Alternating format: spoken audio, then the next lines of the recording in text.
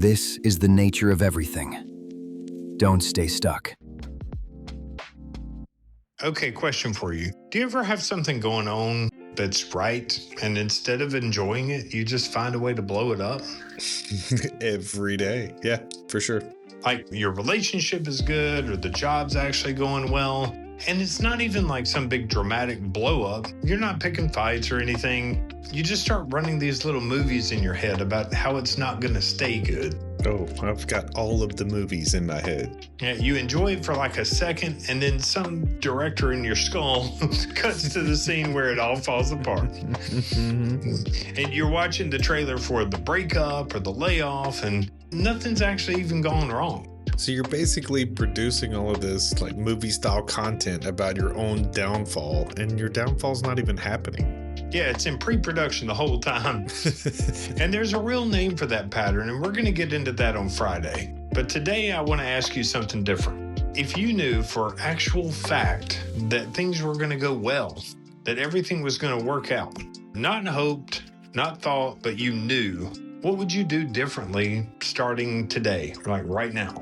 Yeah, and you know what? This is a question that's been posed often, and it's something that we should consistently kind of look at, because it's a fantastic question to know. If you knew that it was going to be, I know for me, I would stop trying to probably hedge my bet, because there's a version of me that often shows up that only barely commits to things, or even half commits to things, because, you know, it sucks when it doesn't work out. And so I don't want to feel that. Yeah, and I think that's the tell.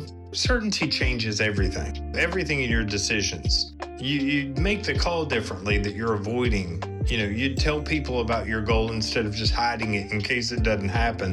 And you'd take that swing again and again and again, and you'd stop taking yourself out of the game. Yeah, and here's the part that's, you know, actually science, and not just a nice thought about what we're talking about. And we've talked about this plenty of times, so if you've listened to us before, you've heard this. And it's about your brain having a filter, and that filter is called the reticular activating system. And the RAS, it has a job, and that whole job of the RAS is deciding what's worth your attention. Out of all the stuff that keeps coming at you over and over and at a million miles an hour, this filter, the reticular activating system, is the filter for whatever you've told it matters.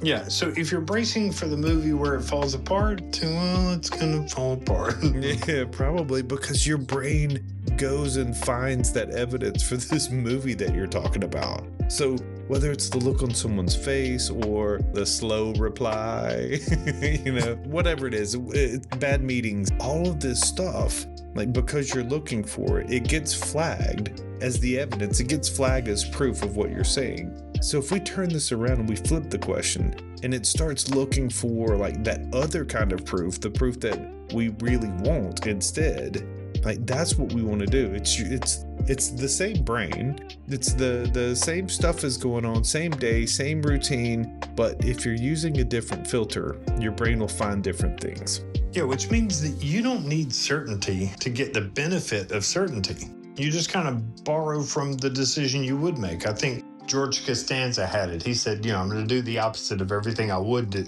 Yeah, exactly.